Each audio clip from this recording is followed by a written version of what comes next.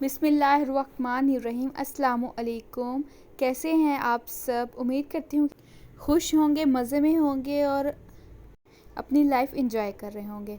अल्लाह ताला हमेशा सबको खुश रखे, सबके रिस्क में बरकत दे।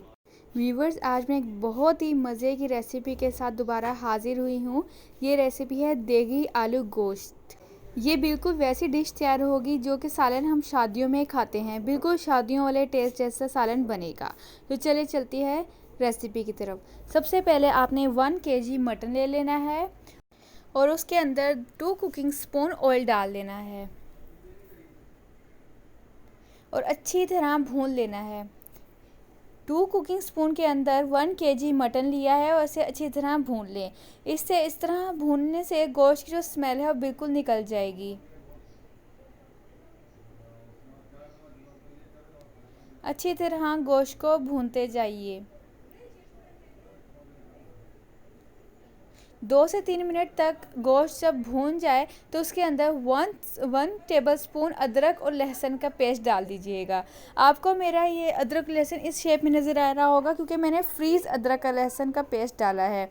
मैंने अदरक और लहसुन का पेस्ट बनाकर फ्रीज़र में रख दिया है ताकि जब भी मैंने किसी भी हांडी के अंदर डालना हो तो जल्दी से वहाँ से निकाल कर अपनी हांडी के अंदर डाल लें। इसी तरह अगर आप भी टाइम की बचत चाहते हैं तो आप ही पहले ही अदरक और लहसुन का पेस्ट बनाकर फ्रीज़ कर लीजिए और टाइम आने पर उसको इस्तेमाल कर लीजिए। तो व्यूवर्स, मैंने 2 कुकिंग स्पून ऑयल लिया है, उसके अंदर 1 kg मटन डाला है और उसे 2 से 3 मिनट के लिए ऐसे भून लिया है ताकि गोश्त की स्मेल निकल जाए। तो फिर उसके बाद मैंने 1 टेबल स्पून अदरक और लहसुन का पेस्ट डाला है। अदरक और लहसुन का पेस्ट डालने के बाद 3 अदद मैंने टमाटर लिए हैं। इसे मैंने छोटे छोटे पीसेस में कट करके टमाटरों को इसके अंदर डाल दिया है और इसे अच्छी तरह मिक्स कर लीजिए। याद रहे व्यूवर्स कि आपने चम्मच हिलाते रहना है। अगर चम्मच नहीं हिलाएंगे तो ये नीचे लग सकता है और इसे मीडियम फ्लेम में ही पकाइएगा।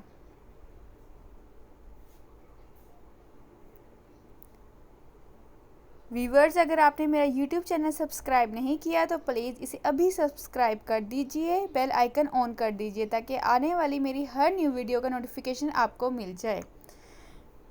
थैंक यू जी। हमने 3 अदर टमाटर डाले थे। टमाटर डालने के बाद 1 कप अब हमने इसके अंदर योगर्ट ऐड की है। जब भी याद रहे, जब भी आप किसी भी सालन में योगर्ट ऐड करें तो आप चम्मच हिलाते ही रहिएगा क्योंकि दही डालने के बाद ऐसा होता है वो नीचे लगना शुरू हो जाती है। इसलिए याद रहे दही डालने के बाद आप चम्मच हिलाते ही रहिएगा ताकि आपका सालन नीचे ना लगे देगची के। टमाटर ऐड कर दिए, दही ऐड कर दिए। अब बारी है मसाला जार डालने की। 2 टेबलस्पून मैंने डाला है रेड चिली का पाउडर। 1 टेबलस्पून डाली है मैंने हल्दी।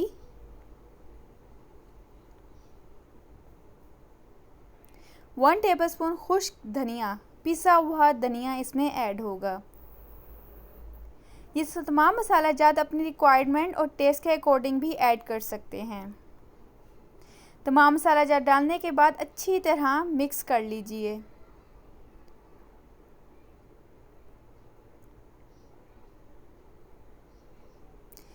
चम्मच हिलाते रहिए और हर चीज़ को अच्छी तरह मिक्स कर लीजिए।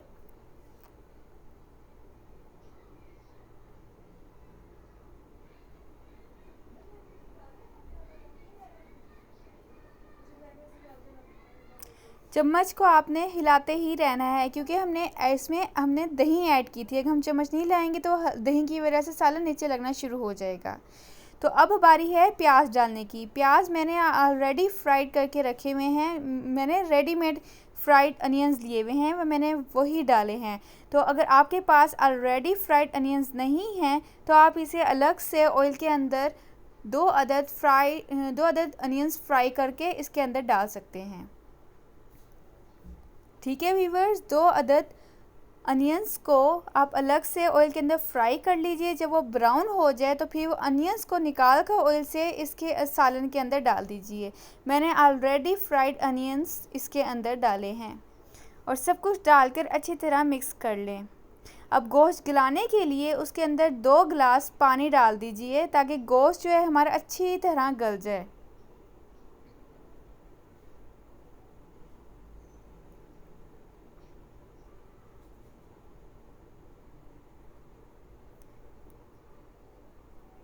गोश्त को अच्छी तरह भूनते रहिएगा ताकि गोश्त की स्मेल जो है वो निकल जाए, और उसके अंदर 2 ग्लास पानी डालकर पकने के लिए रख दीजिएगा ताकि जो हमारा गोश्त है वो अच्छी तरह गल जाए। 10 से 15 मिनट के बाद आप चेक कीजिएगा कि आपका गोश्त अच्छी तरह भून गया है कि नहीं। अगर आपका गोश्त अच्छी तरह भून गया होगा तो उसे ढक्कन को हटा दीजिएगा और थोड़ा सा चम्मच चला लीजिएगा। इस स्टेज पर हमारा गोश्त बिल्कुल भुना हुआ है और बिल्कुल ही गल गया है। अब बारी है इसके अंदर आलू और हरी मिर्चें डालने की। मैंने 4 से 5 अदद आलू लिए थे, उसे छोटे छोटे पीसेस में कट कर लिया था। इसके अलावा मैंने 3 अदद हरी मिर्चें भी इसके अंदर डाली थी।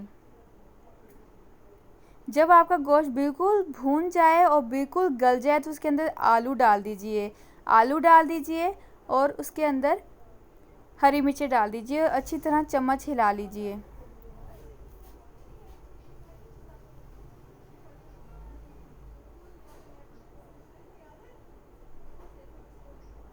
अब बारी है शोरबा बनाने की। जितना आपको शोरबा चाहिए, क्योंकि हम बना रहे हैं देगी आलू गोश्त, तो इसके अंदर शोरबा तो मस्ट ही होता है, इसके बगैर तो मज़ा ही नहीं है। तो जितना आपको शोरबा चाहिए तो आप उतना ही पानी इसमें ऐड कर लीजिए।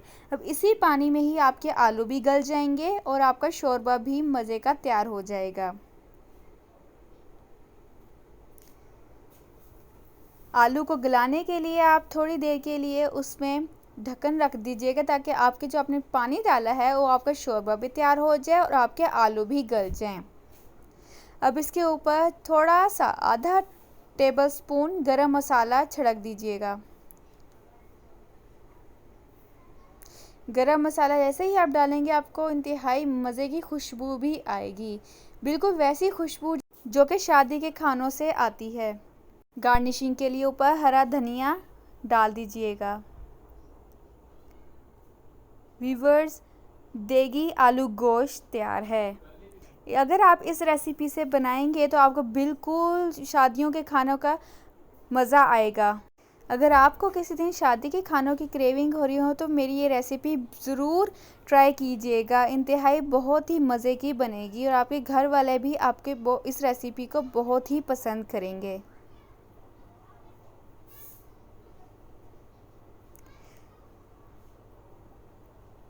बहुत ही आसान तरीके से बनाए जाने वाली ही रेसिपी है।